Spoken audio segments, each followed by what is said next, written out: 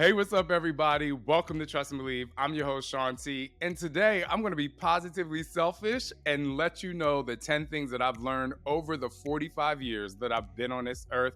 This is a Shaun T birthday episode, but instead of really just talking about me, I want to take all of these things that I've learned and empower you to continue to trust and believe, literally enhance your ability to trust and believe the time that you've had on this earth and really just sink into your life and teach you how to use your life and your life experiences better. Get ready to trust and believe.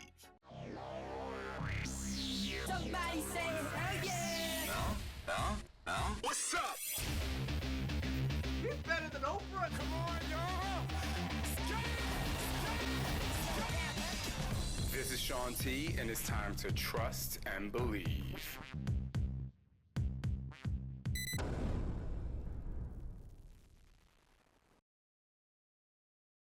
All right, I'm gonna get this started because I have 10 things that I've learned over the last 45 years. But first of all, do y'all believe that I'm 45? I got a little audience in my. Do y'all believe that I'm 45? I don't. I feel like I look good. But what is a number anyway? A lot of people say, age is just a number. Over time, I'm just like, I'm accepting it and I'm accepting my look and trust and believe. I got some filler up here and trust and believe I get my eyebrows done. So I just want to empower anybody out there. If you gotten any little snips or tucks or hits here and there, it's your life. If it makes you feel confident, if it makes you feel good, just continue to do it. That's not really one of the things that I've learned, but I guess it kind of is low key because I feel like a lot of people judge people's lives when we make decisions in our lives to make ourselves feel confident, to make ourselves feel better. And if you're really doing it correctly, you're really making yourself a great person for the people around you. And so today, I'm going to talk a lot about a lot of things. It's going to seem like it's a little all over the place, but the reason why I'm going to tell you these 10 things in this particular order is because these are the lessons that I've learned along the way from when I was a young kid. So there are a lot of things that you'll be able to use. You might be like, oh, I didn't learn that until I was 23, or maybe I was 46, or maybe I learned it when I was a teenager. But for me, these are things that I've learned along the way, literally in chronological order.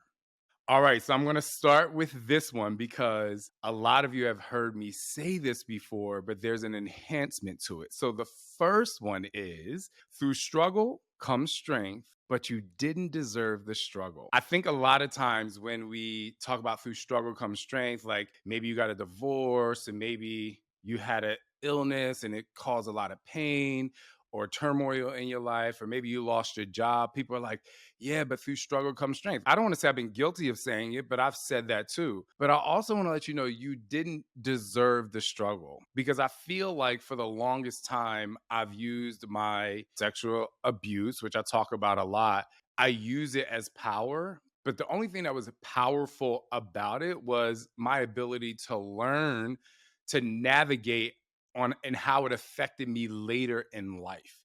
And so I will say I was kind of put in my place a little bit because I actually saw either a TikTok or an Instagram reel where someone was like, a lot of you are talking about you learn so much through your struggle. But she was like, I'm still going through it. Like, I still have the nightmares. I still have the anxiety. I still have the fear of men, like all of the things that she still feared, which, I believe that some of that was maybe stuff that she hadn't gone through in therapy yet. But even if she had, those things still exist in your soul and they are still a part of your life's journey and they have still impacted you in oftentimes a negative way. So if you've been through something and you've found some strength, and a lot of people, and I use it, I'm like, my sexual abuse truly made me who I am in certain aspects of my life and being able to dig deeper and conquer my mind and transform my life. But I also used to rely on the younger me to get me through. And I had to stop doing that because I'm like, he didn't deserve that. He was just a kid. He was just 8 years old. And so then I started relying on my 8-year-old self. And I started saying, well, my 8-year-old self didn't know what to do, but I've learned and I've grown along the way. And I didn't deserve that. I can also utilize these things that I've learned and things that I've been through in therapy and the lessons that have impacted me in a really great way to make me stronger.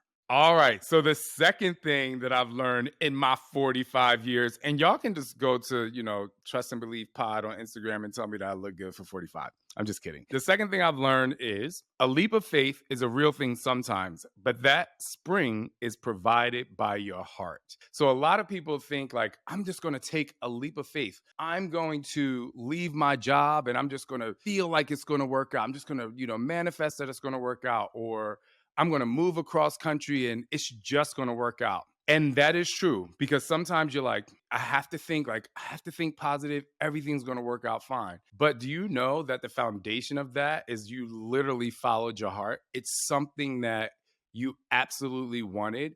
And I talk a lot about needs versus wants. Something that we want requires really a lot of planning. Something that we want sometimes requires study. Like if you want a degree, you have to study for it. Things that we want requires help from other people. Things that we want requires an incredible amount of focus and commitment in terms of fitness. Like if you want to change your body, or if some people who have a medical issue or the doctor told them they have to lose weight, this is something that you have to want to do. So those wants really are, I would say, inspired and fueled by your heart. And so, if you're on a trampoline, you're springing up and down. You're like, oh my gosh, this is easy. But how do we actually take that jump in life to go after things that we want to go after? It literally comes from the heart. Sometimes it comes from the heart by way of, I can't take this anymore. I was in an abusive relationship before. I talked about sexual abuse. And so for me, my first springboard that I followed my heart was when I moved out of my house when I was 14 years old. It was really tough to leave my brother and my mom, who I found to be incredible security blankets. But my heart was telling me I had to be somewhere else. And a lot of times your heart tells you have to be somewhere else because of, a toxic environment. Maybe you're just not all the way happy. And I understand that you don't need to be 100% happy all the time. But if you're unhappy more than 55, 60% of the time, I think, well, even if it's 50-50, I believe that you have to make some kind of change. So kind of like the activity I would like you to do now, if you're driving, don't close your eyes. But if you're listening to this, or maybe you're just sitting around, is like literally close your eyes and be like, what is it that I want? And I've told people to ask themselves this question before.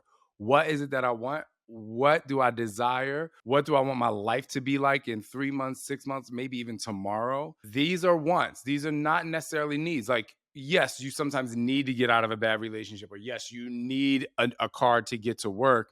But at the same time, a lot of times you just want these things to make your life better. And so I want you to think about, what are the action steps you're going to take to get it? But more importantly, why do you want this? If we ask ourselves, why do we want something? We're more apt to use our heart as a springboard to get us to the next level. For me, I want it so bad. And wants and needs sometimes overlap or intertwine. But for me, I wanted so bad to get out of the toxic environment at 14 years old. I had to devise a plan. And to be quite honest, if you want to be full disclosure, I love my grandparents. They were really the reason. They just made me feel safe and warm and whole. And I just felt like I was never going to be hungry. I was never going to be walking on eggshells in my house. But at the same time, I knew I was going to be going to church 5 days a week. I knew I was going to be in the gospel choir. I knew I was going to be at prayer breakfast with, 65, 75, 85-year-old people at, 14 years old. Like I knew this, I was going to have to do this. However, pros and cons, toxic environment, or going into a place where at the time for me was just much better and the support system was beyond. So I will say it again, a leap of faith is a real thing sometimes, but that springboard is provided by your heart. All right, number 3. Oh, clutch your pearls, because every single person in the world deals with this, even my 5-year-olds. Insecurities are merely things that need more attention from you, and sometimes it comes down to you accepting that part of you. So it's so interesting because I was on Instagram, and my friend Megan Davies was being bullied because someone commented that she looked like a man in one of her posts where she was flexing. And she is incredibly kind. Like she responds with kindness. And I was like, oh my gosh, that's so nice. But I don't, because I don't like bullies. But what I started to think and vocalize is that the reason why people bring other people down is because they're insecure about something. Because I wouldn't say this is 100% right for everyone, but let's take somebody. I've seen someone say this before, so I'm not plagiarizing, but I'm using this as an example. A black belt in karate is not going to knock down someone who's going for, I think the first is a white belt or something. Like they're not going to knock them down because they know the strength and determination it took to even get to the black belt. They know the focus and commitment it takes. Or someone who has finally made it super successful in a relationship is not going to knock down somebody who's just starting out their own business. For the most part, they're going to be like, oh my goodness, like I know exactly what it takes to get there and the inception of what it is that you want to do. And usually the person who has reached a level of success, they're going to offer support. I mean, you can look on TikTok, there's this guy, I don't know his name, but he just walks down the street and he gives major support and tips to people who are want to build their own business. But insecurities come in when someone sees something that someone else has and either they feel like they can get it, either they don't have the desire to get it, or to be quite honest, they're just too lazy to go after it. So what they do is they try to bring someone down to make themselves feel better. The thing is that really sucks is like if you see somebody bringing someone down over here, they've probably done it in the last week 15 times to other people. And if they haven't outwardly done it, they're thinking to themselves and they're beating themselves down. Now, I know for me, I've definitely been in a situation where I've had my insecurities. I've had insecurities, when it comes to parts of my relationship. I've had insecurities because of things that happened in my past.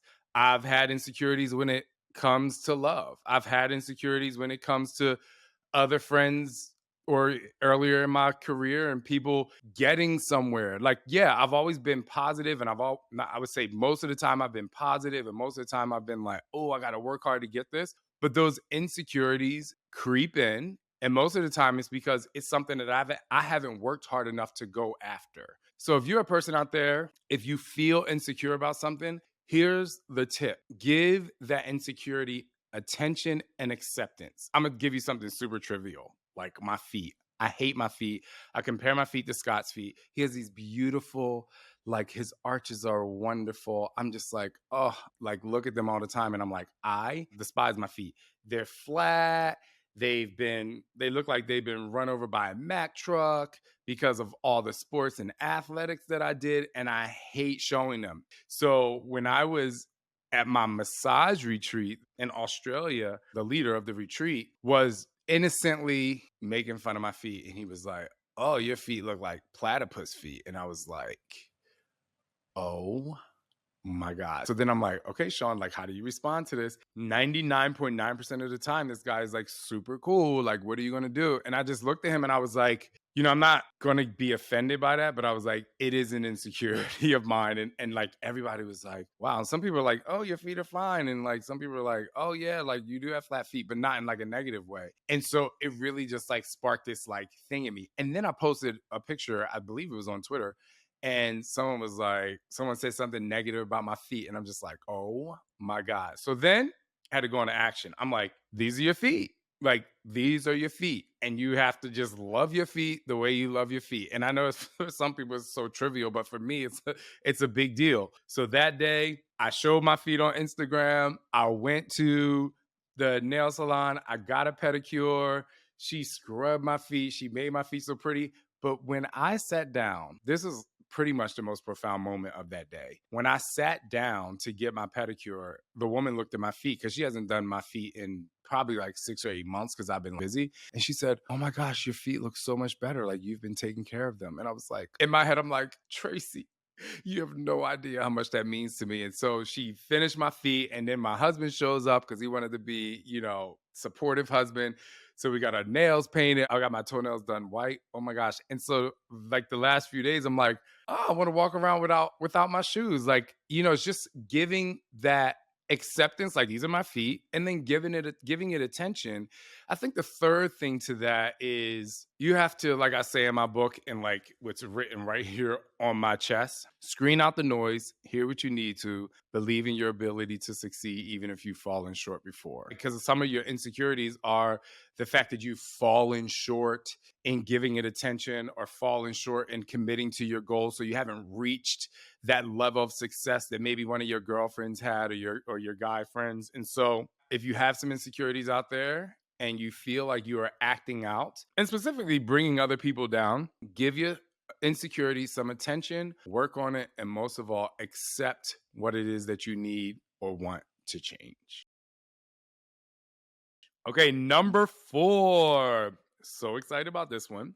Passion is there at birth. You have to be patient while in the maze to reach it. It also changes. So, one of the things that I see a lot of people going through, and actually, I was having a phone call with my brother literally this morning. We haven't talked on the phone, like outside of text messages. We haven't had a full on conversation in a very long time. And so, what I realized in the conversation that he and I were having is he really wants to make a change, but he can't necessarily figure out where it is or what it is that he wants to do and where it is that he wants to go. And so we kind of worked through that.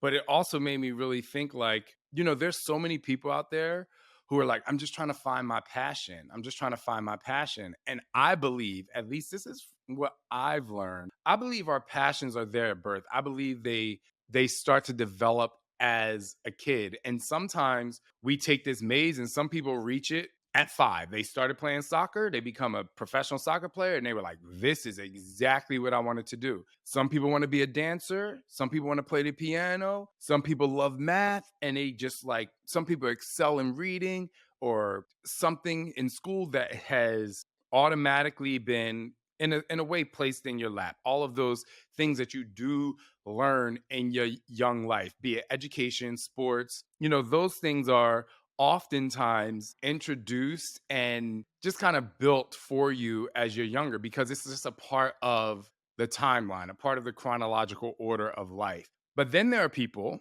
who are born, they grow up, they feel like they have these passions. Maybe it's sports, maybe it's arts, maybe it's some sort of education, but they have a parent that's guiding them like, you have to be a lawyer, you have to be a doctor, you have to be a pastor. And so what happens is a lot of times, and I don't think that a lot of parents do this in a facetious way. I believe that a lot of parents do it because they really want to set their children up for success.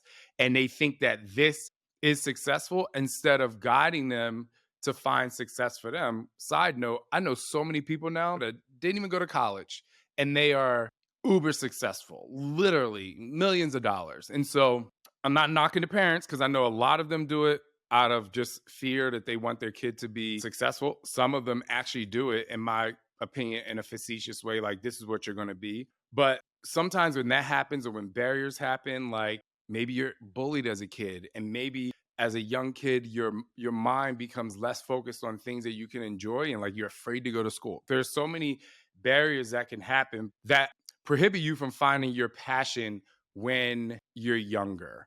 And so if you're a person out there that has yet to find their passion, I want you to literally go back into your mind and say like, when did I start to feel happy? What are some of the things that I did as a kid? Was I like in the backyard digging for rocks under the dirt? Because like maybe you're a paleontologist. Like you just don't know. So find that thing that was passion. For me, I absolutely remember as a kid, this is kind of like embarrassing, but it's not really embarrassing. It's just kind of funny. Oh my God. So I don't even know if I ever told this story except for like Scott and some of my friends when I had a drink or two. So, oh my gosh. It is my 45th birthday, so it's time. I hope my mom is watching this. Mom, if you're watching this, oh my gosh. So, my mom, my brother, and my stepmonster would be downstairs, and maybe they would have left the house. And I was probably like 7 years old.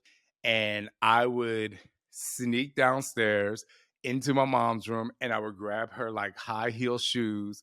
And then I would run upstairs and I would take one of my blankets on like I had a dress and I would put her shoes on and I would put on some music. I would be like dancing. Bitch, I was a drag queen at 7. Come the through. I didn't know what a drag queen was, but it was just like the expression of dance. And I was just like, I always thought that my mom had like the dopest clothes and she had like the coolest outfits when she would go out or do stuff or whatever. And her shoes and clothes were completely different than my shoes and my clothes in my closet. And so I remember, but then it kind of moved into less with her shoes and my blanket around me and moved into me just like dancing. Like I would turn on music, I would dance. And I remember the very first birthday party I had, I was gonna say I went to, it was my very first birthday party I had.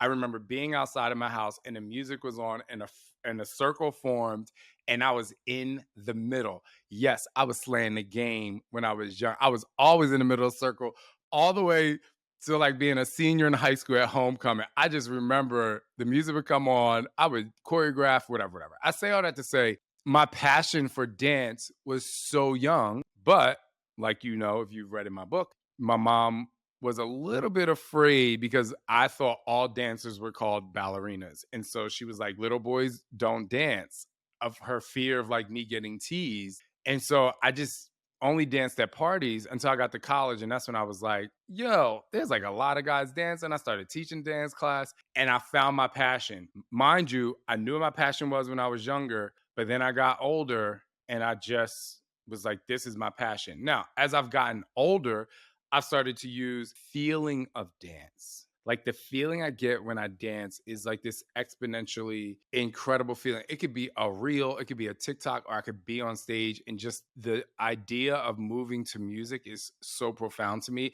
But the feeling that I feel is just exponentially amazing, which takes me to another one of my passions is music, because I realize that music moves me. You'll see in my B25 workouts, the cycling is great, the intervals are great, but it's the music that is moving me to push to the next level, which then my passion enhanced to being able to speak to people through movement. So, anyway, I say all that to say your passion is somewhere there. It probably, I believe, the passion is there at birth, and then it just blossoms as you move forward. You sometimes have barriers in a way. So if you feel like you're not living out your passion, rewind a little bit, look back to that point in time where you said, this is something I really like. And even if you can't completely change careers to do it, just go try to find ways to do it. Like if you like singing, probably a choir somewhere near you that you can go join for a year. Just try to find that passion. And if the passion has turned into something that you can make money for or something that you can do every day to help people,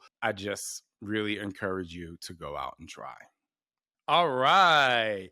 So, number 5 is the feeling of anxiety and happiness are the same. It's how you respond to the feeling that determines the outcome. So, this was an extreme eye opener for me. This was literally a couple months ago. I was in Los Angeles and I was just having major anxiety. I don't even know why. Like I was just like very overwhelmed. It was actually around the New Year time. And I remember saying this to Scott, I was like, oh my gosh, I'm having like a tremendous amount of anxiety right now. I don't even know how to handle it. And he was like, well, your therapist do a call, an online call. And I was like, yes. So I reached out to my therapist and we started chatting. And he just like literally changed, he changes my life every session, but he literally changed my life and said, the feeling of anxiety and the feeling of happiness, it's the same response. Like you get the heart rate increase, you feel that excitement of some sort, sometimes that adrenaline rush. It's what you do with the thought that determines the outcome of your mood. Is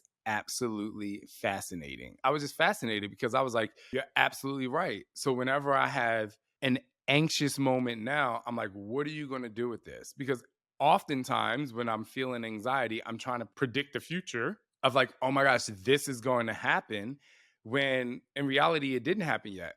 And the thing about happiness, you feel the same. And happiness is something that already happened, but they're both the same, but you can really respond to them the same. This is what he was explaining to me. I've been like so good now. If I have that super high anxious feeling, I'm like, okay, I can make this a really great experience, or I can literally go down a rabbit hole of self destruction and ruin my day. Because this feeling that I'm having is a valid feeling, but the things that I'm going to do with my brain about this feeling are 99.99% untrue because you don't have the facts about how you're feeling. And so now I swipe it to the side. I ask myself, what are the facts? Like to the point where the last couple days, y'all, like my neck was hurting like really bad. I'm like, oh my gosh, what's wrong? Something's wrong with my spine.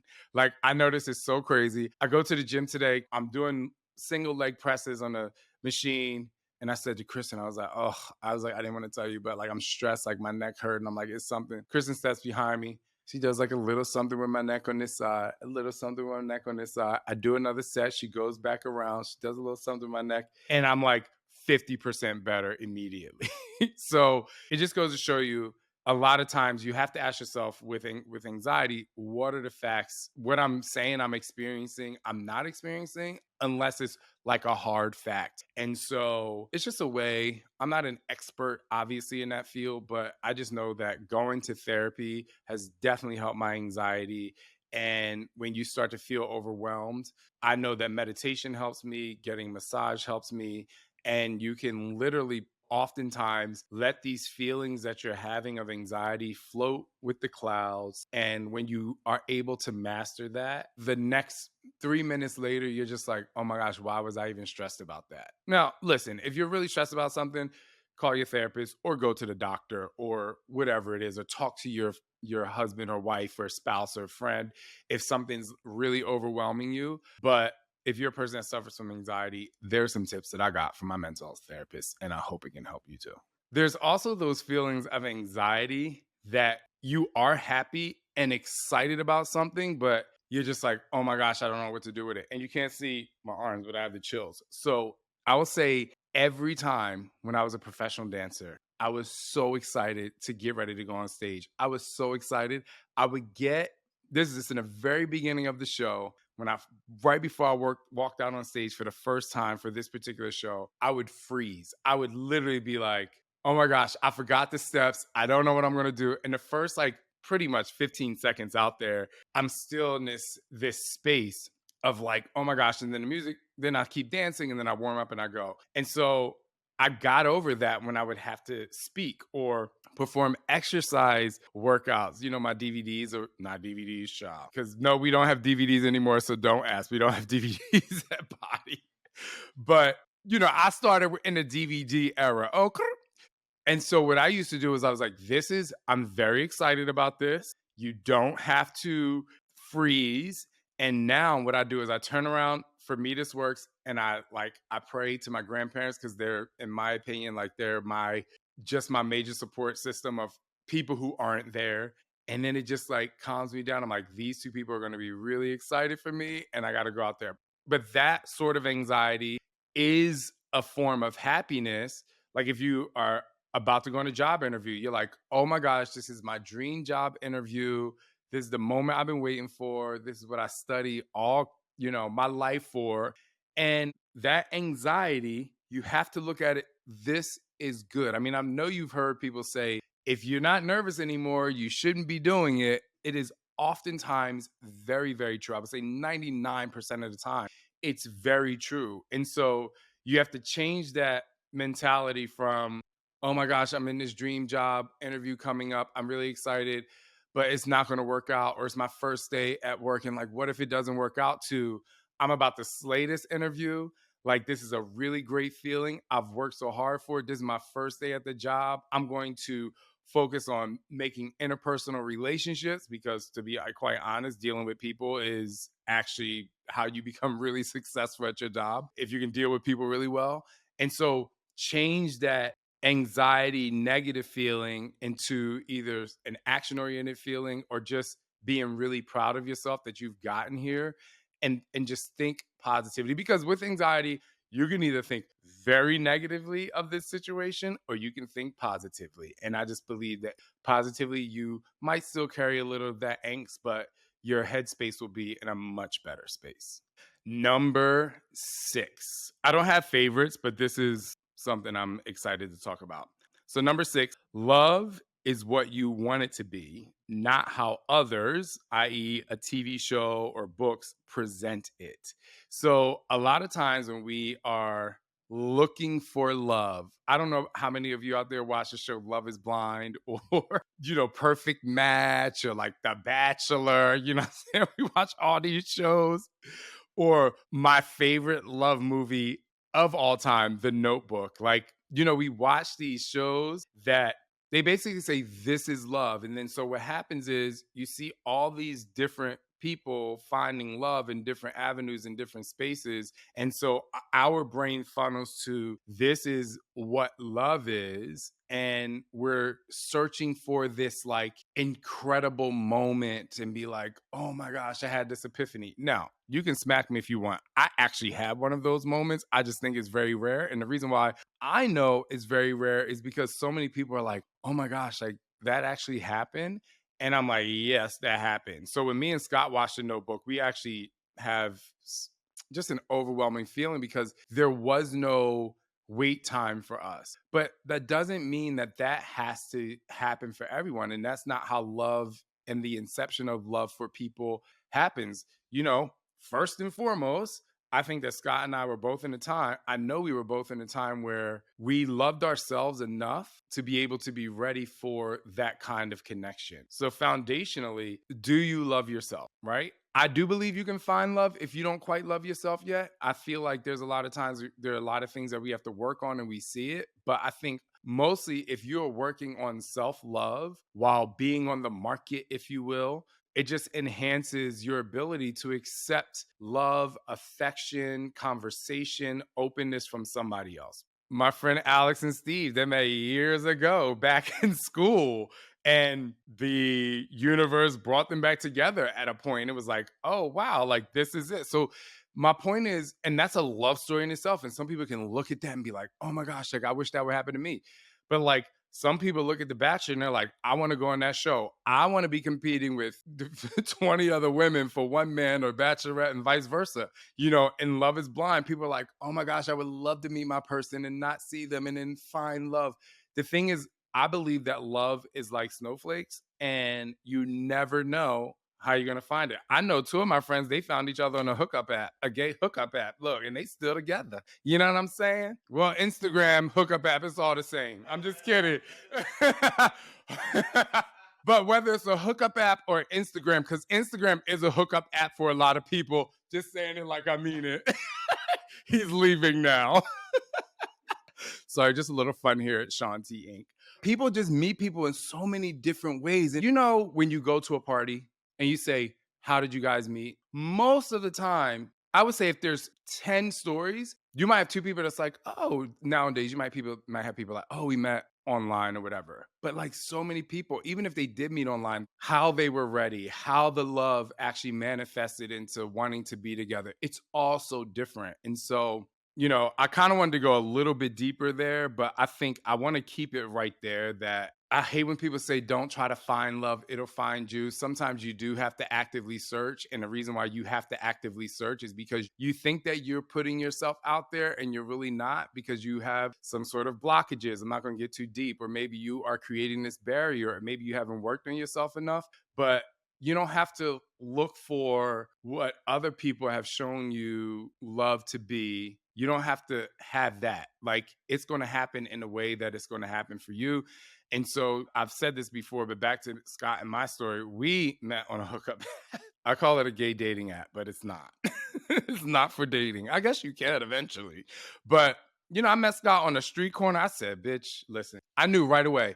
I started walking next to him. I was like, this is absolutely an insane feeling. Like, it's insane to the point where I was like almost wanting to push myself away from it because it was just like a very heavy feeling that I hadn't experienced before. So, love is like snowflakes. When it's time for you, it's time for you. And there's some people out there that you're like, some people want to be single, and I want to celebrate you too. Like, you want to be single. You're like, maybe you got a divorce and maybe you're just like, I'm just not a relationship person, or there's so many different types of relationships out there. But however you decide to love, whether you will stay in the energy of loving yourself for your life or you find love with someone else, your love is your love.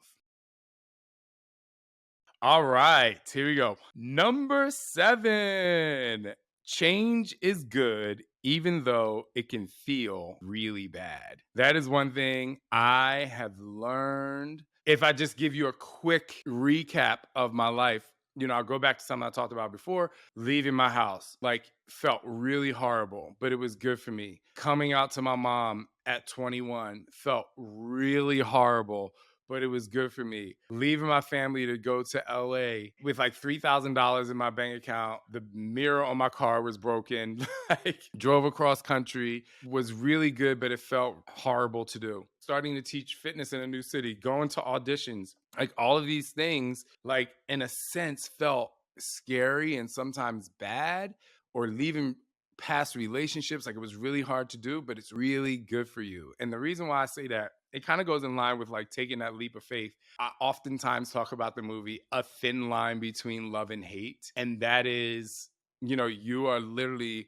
one choice away from enhancing or changing or bettering your life. And so I think I said this before. I don't know. I'm getting old, literally, but I just don't think that people are going to make a decision to do something that they love if it's not going to be a really great experience for them. There are people that decide to get in a relationship, but I'm just saying, like, generally, if you think about, let's eliminate people and let's talk about your own life's path. Going to college, going for that first job, all of these things are extremely tough a lot of times and scary. But years ago, I was in San Diego and I was watching a musical, and the most incredible Cheryl Lee Ralph was on stage, and she had this line in the musical. I saw it like 4 times, and she was like, "Change is good," and it was like a really empowering part of this particular musical because it was the part of the musical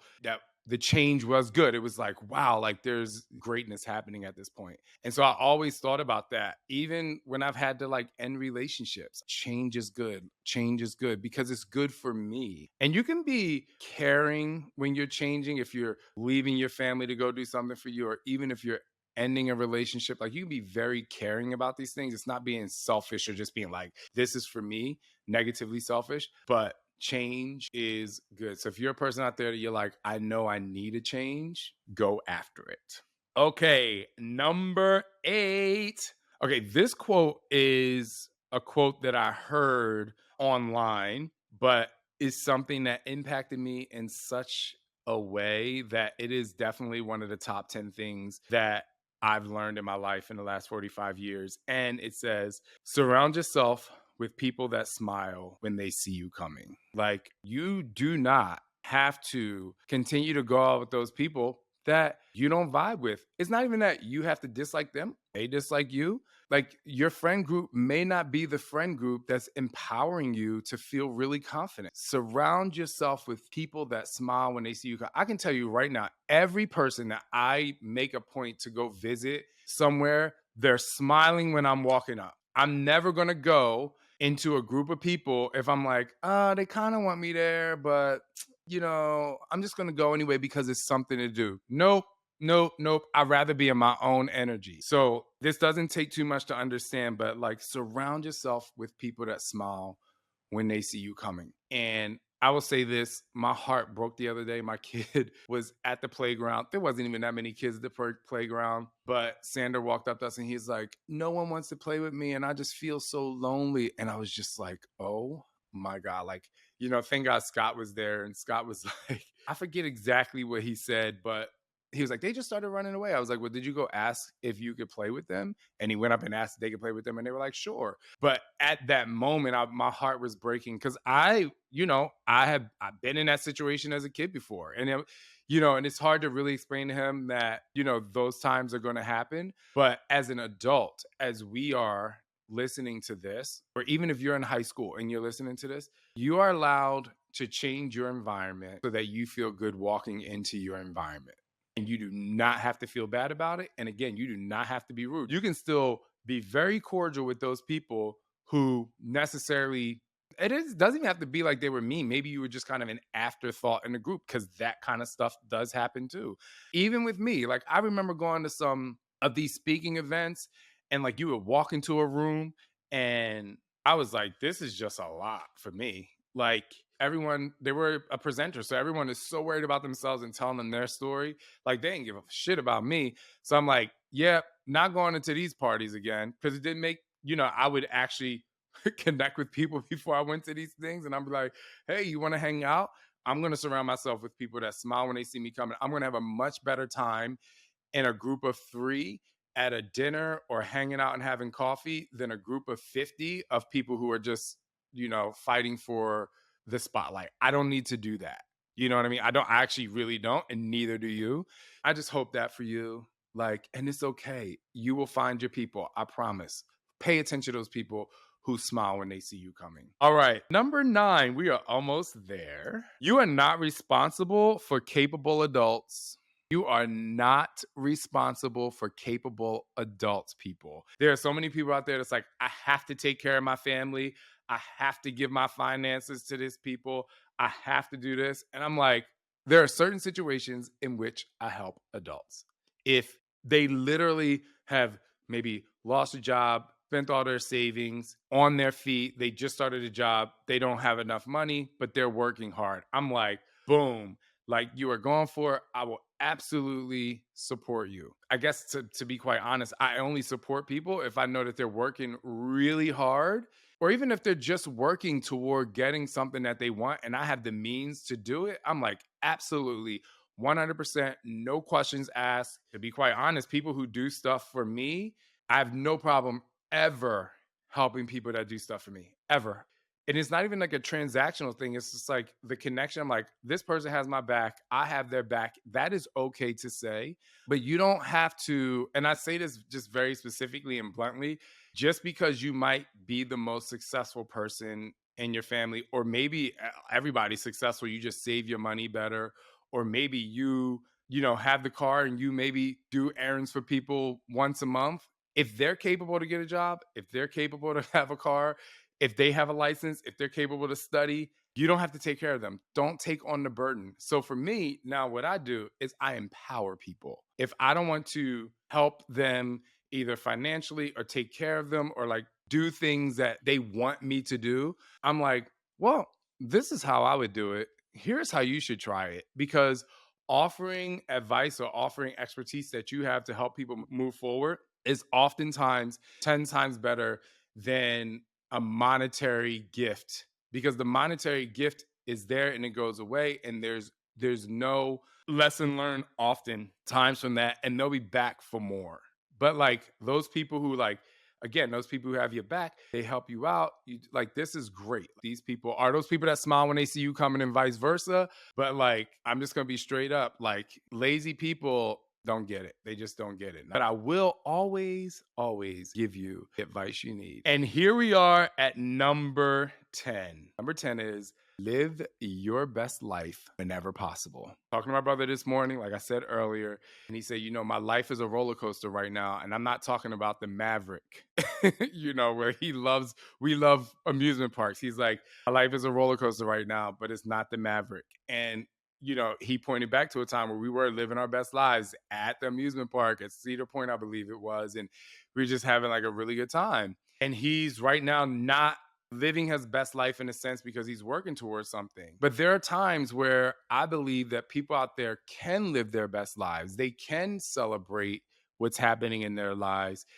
and they suppress it a little bit to not hurt other people's feelings. Like today, someone asked me, they were like, how are you, Shaun? I was like, I'm wonderful. I am absolutely wonderful. And I used to be like, I'm wonderful, but I'm full of wonder. Like if I was just like, I don't know what's going to happen next, because it was kind of like, oh, I just kind of want to say that because I want them to feel like, I'm still like looking out to see how I'm going to move forward. But now, like today, this week, I'm like, I'm wonderful. Living my best life. My marriage is great. My kids are wonderful. I have a great support system with friends, family, my team, my trainer, my coach. I mean, right now, I'm absolutely wonderful, and I'm going to live my best life through that. And I want you to too. If you hit a patch in your life where you're like, oh my gosh, life is so great, celebrate that. If you hit a patch where you're like, oh, life isn't that great right now, that's going to happen. It is inevitable. It's going to happen. We are all human. We have the ebbs and flows.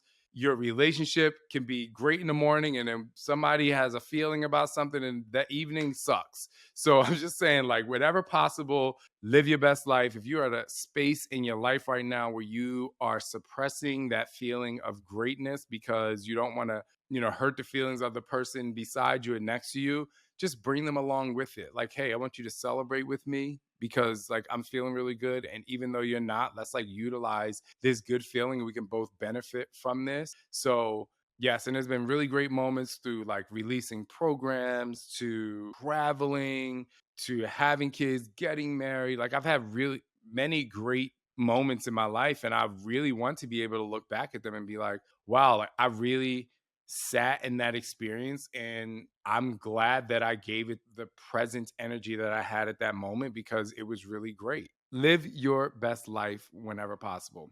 There are my 10 things in my 45 years.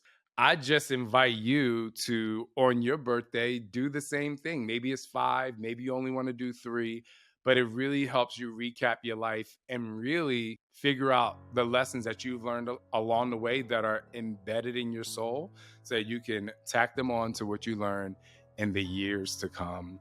And if you do that, you will continue to trust and believe in who you are.